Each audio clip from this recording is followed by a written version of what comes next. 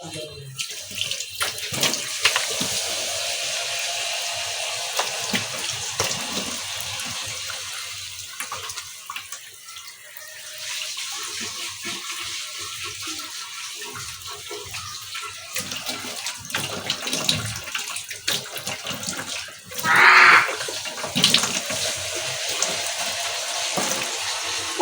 গরম। আসসালামু আলাইকুম, সবাই কেমন আছেন? আলহামদুলিল্লাহ আমি ভালো আছি। দেশের বাইরে থেকে যে যেখান থেকে দেখছেন সবাইকে জানাচ্ছি প্যান্ডেলে ভালোবাসা। ভিডিওর শুরুতে সবাইকে রিকোয়েস্ট করছি প্লিজ একটা লাইক করে দেবেন এবং ভিডিওটি কন্টিনিউ করবেন, আশা করি ভালো লাগবে। কলে ছেড়ে ফেলি না,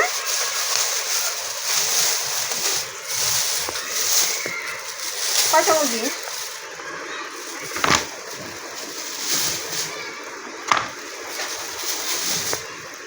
তিনটা, চারটা, পাঁচটা, ছয়টা আসতো, ছয়টা মুরগি।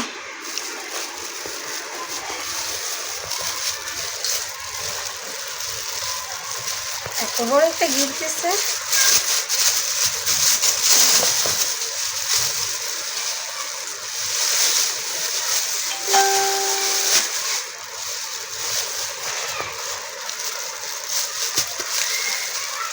কলে ছেড়ে তুমি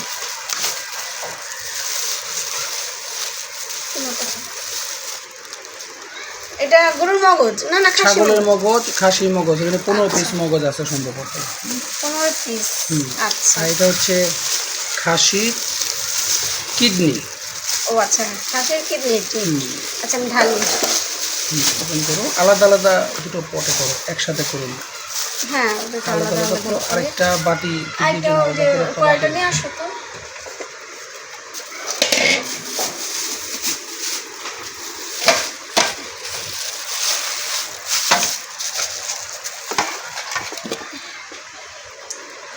এখানে 1.5 কেজির মতো খাসির কিডনি আছে।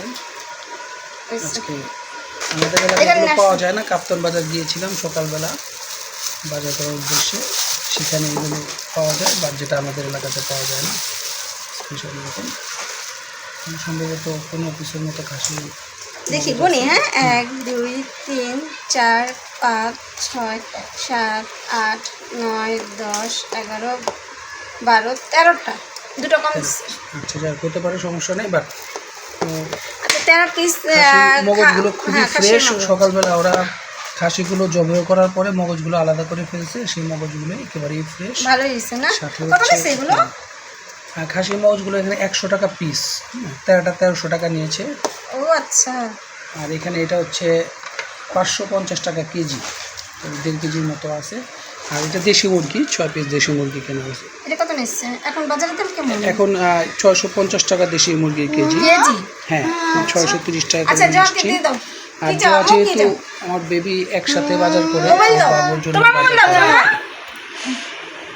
এই যে এখানে মাথা পা সহ নিয়ে এসে পড়ছে, তো আজকে ভালোই হয়েছে। এগুলো আলাদা করে গিলা কুলিজি আছে, এই যে মুরগির ভিতরে কিন্তু গিলা কুলিজি রয়ে গেছে, তো এখান থেকে গিলা কুলিজি আলাদা মানে রান্না করা যাবে না, ভালোই লাগবে খেতে।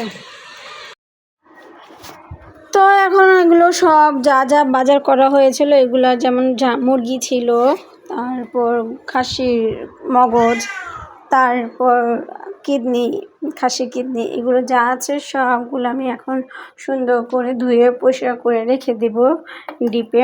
যখন আমার প্রয়োজন হবে, যতটুকু প্রয়োজন হবে আমি নিয়ে যাতে সুবিধা মতো আমার কাজ করতে পারি। তো এই তো মাংসগুলো আগে আমি ভালো করে মুরগি মানে যেহেতু মগজগুলো নরম, তো এগুলো আগে আমি পরিষ্কার করে তারপর আমি ডিপে রেখে দিয়েছি যাতে নষ্ট না হয়। আর কখন না কখন মানে মাথাগুলো মানে ছাগলগুলো কাটা হয়েছে, তো এই কারণে আমি আগে পরিষ্কার করে রাখলাম। তারপর দেখি বাকি সব যা কাজ আছে এগুলো পরে করব। আর ওটিগুলো যখন পরিষ্কার করা হয়ে গিয়েছে, তারপর আমি ডিপে রেখে তারপরে যে মুরগিগুলো যে গিলা কলিজির ভিতরেই ছিল ওগুলো আমি এখন পরিষ্কার করে নিয়েছি, বের করে নিয়েছি। এখনও পরিষ্কার করিনি, ওগুলো পরে করব। আর এখান থেকে আমি মুরগিগুলো যে 4 ভাগ করে নিচ্ছি আমার সুবিধা ক্ষেত্রে, যখন আমার যতটুকু প্রয়োজন হবে। অনেক সময় দেখা যায় একটু রোস্ট করলে মাংসগুলো বড় রাখে। আবার অনেক সময় দেখা যায় একটু মানে ঝোলের তরকারি ঝোল করলে একটু ছোট সাইজ হলে বেশি ভালো লাগে। তো আমার প্রয়োজন মতো আর মানে আমি কেটে নিব তখন। তো এই তো আমার যতটুকু প্রয়োজন ছিল আমি ওইভাবে করে মানে টুকরা টুকরা করে আমি রেখে দিয়েছি। বাকি যতটুকুন প্রয়োজন হবে আমার কাজের মতো মানে প্রয়োজন মতো আমি কেটে নিব। তো এগুলো প্রয়োজন মতো আমি সব গুছিয়ে গেছে। তারপর আমি ডিপে সব চালান করে দিয়েছি, মানে ডিপে সব ঢুকিয়ে ফেলেছি। এখন আমি রান্না, যেহেতু আপনাদের ভাইয়া বাসায় আজ, তো একটু রান্না বান্না তো করতেই হবে। তো জিজ্ঞাসা করলাম কী খাবে, তো বললো কি মুরগির মাংস রান্না করো, মুরগির মাংসটাই খাই, পরে ওইগুলো রান্না করো। তো এই তো শর্টকাটের মধ্যে মুরগির মাংস একটু ঝোল করে আলু দিয়ে ঝোল করব, যেহেতু দেশি মুরগি খেতে কিন্তু ভালো লাগবে আর ঝোলটা হলে কিন্তু বেশি স্বাদ লাগবে। আর যেহেতু আপনাদের ভাইয়া দুপুরে তো অনেক দিন পর লাঞ্চ করবে, বললাম যে পোলাও রান্না করি, তো প্রচণ্ড গরম, এই কারণে আপনার ভাই বললো যে না পোলাও খাবো না, ভাত করো, সাদা ভাত আর মুরগির মাংস ঝোল করি, মানে আলু দিয়ে ঝোল করো, খেতে ভালো লাগবে। তো যেমন চিন্তা করছে তেমন কাজ শুরু করে দিলাম। তারপরে তো পেঁয়াজ কেটে নিয়েছি, এর মধ্যে আমি এলাচ, দারচিনি, তেজপাতা যা যা দেওয়া গরম মশলা সবগুলো দিয়ে আমি একটু পেঁয়াজটা একটু লাল লাল করে ভেজে নেব। তো হালকা হালকা লাল যখন হয়ে আসছে তখন আমি একটু পানি দিয়ে দিয়েছি। এখন আমি সুন্দর করে মশলা দিয়ে সবগুলো যেমন যেটি প্রয়োজন লাগে, যেন হলুদ, মরিচ, ধনে গুঁড়ো, জিরা গুঁড়ো, এগুলো যা যা প্রয়োজন আছে আমি সবই দিব, দিয়ে ভালো করে কষিয়ে নেব। তো এখন আমি একটু আদা রসুন দিয়ে দিচ্ছি। আদা রসুন মানে ছাড়া তো আর মুরগি মাংস বা গরুর মাংস ভালো লাগে না। গরুর মাংস মানে যে কোনো মাংস কিন্তু আদা রসুনের ছাড়া কিন্তু ভালো লাগে না। তো ওই তো আদা রসুন মানে দিয়ে দিয়েছি, আমার প্রয়োজন মতো আমি আদা রসুন দিয়ে দিয়েছি। দিয়ে দিলাম লবণ, তারপর দিয়ে দিলাম একটু হলুদ, আমার প্রয়োজন মতো যতটুকু মশলা প্রয়োজন আমি সবগুলো দিয়ে দিচ্ছি। ধনিয়া গুঁড়া, জিরা গুঁড়া, গুঁড়া মরিচ সবগুলো দিয়ে এখন আমি ভালো করে কষিয়ে নেব। তরকারির স্বাদ কিন্তু যতটা পারি মানে কষানোর উপর তরকারির স্বাদ ডিপেন্ড করে। অবশ্যই আপনি যত সুন্দর করে কষাবেন দেখবেন আপনার তরকারির স্বাদও তত মানে দ্বিগুণ হবে আর কি। তো একটু ভালো করে আমি কষিয়ে নিচ্ছি, আর একটু পানি দিয়ে দিচ্ছি যাতে তরকারি মানে মশলাটা যাতে মানে একবারে না পুড়ে না যায়। তো একটু ভালো করে একটু পানি দিয়ে আমি আবার ভালো করে কষিয়ে নিচ্ছি। তো দেখতেই পাচ্ছেন কত সুন্দর একটা কালার চলে আসছে। তো মাংসগুলো কিন্তু মানে মুরগির মাংসগুলো তো আমার ধোয়া হয়ে গিয়েছে। এখন আমি ভালো করে কষিয়ে মানে মুরগিগুলো কষিয়ে আবার রান্না করব। এতক্ষণ তো মশলা কষিয়েছি, এখন মুরগির মাংসগুলো ভালো করে কষিয়ে রান্না করব। তো এই তো মোটামুটি কিন্তু কষানো হয়ে গেছে, আপনি দেখতেই পাচ্ছেন কতটা সুন্দর একটা কালার চলে আসছে আর খুব সুন্দর একটা স্মেল আসছে। আপনি চাইলে কিন্তু এইভাবে রান্না করে খাওয়া যায়, শুধু কষা মুরগির মাংস হবে।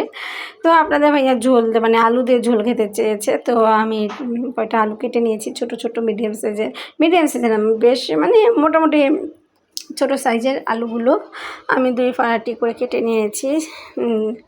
আর এইভাবে কিন্তু তরকারি খেতে কিন্তু খুবই ভালো লাগে। আলুর ঝোল একটা স্বাদ, আবার ভুনা রইলে একটা স্বাদ, দুটো কিন্তু 2 রকমের স্বাদ হয়। আমি যেহেতু জিরা দিয়ে রান্না করব, আলু দিয়ে জিরা দিয়ে মুরগির মাংসর ঝোল মানে রান্না করব, ওটার স্বাদই কিন্তু একটু অন্যরকম, খুবই ভালো লাগে। তো গরম ভাতের সাথে যদি ভাতের সাথে যদি আমরা মুরগির মাংস বা গরুর মাংস বা অন্য কোনো মাংসের সাথে খাই, মানে খাসির মাংস যে কোনো, তো জিরাটার বেশি ভালো লাগে। আর যদি দেখা যায় যে পোলাওর সাথে খাই তাহলে কিন্তু ওই গরম মশলাটা বেশি ভালো লাগে। গরম মশলাটা এইভাবে দেই, তারপর উপর দিয়ে যে গরম মশলাটা ছিটিয়ে দিই বা জিরাটা দেওয়া হয়, ওইটা কিন্তু ভাতের সাথে জিরাটা বেশি ভালো লাগে। জিরা যদি দেওয়া হয় তাহলে ভাতের মানে পোলাওর সাথে জিরা খাওয়া যায় না। আবার দেখা যায় যে ভাতের সাথে কিন্তু জিরাটা ভালো যায়, আর পোলাওর সাথে গরম মশলা মানে গুঁড়াটা বেশি ভালো যায়। তো 2টা 2 রকম স্বাদ, তখন কিন্তু বেশি মানে ডিফারেন্স কিন্তু ওখানেই, খেতে কিন্তু 2টা 2 রকমই স্বাদ লাগে। তো যাই হোক, আজকে অনেক কথা বলে ফেললাম। তো কেমন লাগলো অবশ্যই কমেন্টস করে জানাবেন, আর আপনারা কিভাবে খান ওটাও একটু কমেন্টস করে জানাবেন। যদি ভালো লেগে থাকে আমার নতুন ব্লগ ভিডিও অবশ্যই কমেন্টস করবেন। তো আজকে এতটুকুই, আল্লাহ হাফেজ, আসসালামু আলাইকুম। আর অবশ্যই যারা এখনও লাইক করেনি প্লিজ লাইক করে দিবেন এবং সুন্দর একটি কমেন্টস রেখে যাবেন আপনার কমেন্টসের মাধ্যমে, যাতে আপনার পরিবারে চলে যেতে পারি। তো আল্লাহ হাফেজ, আসসালামু আলাইকুম, টাটা।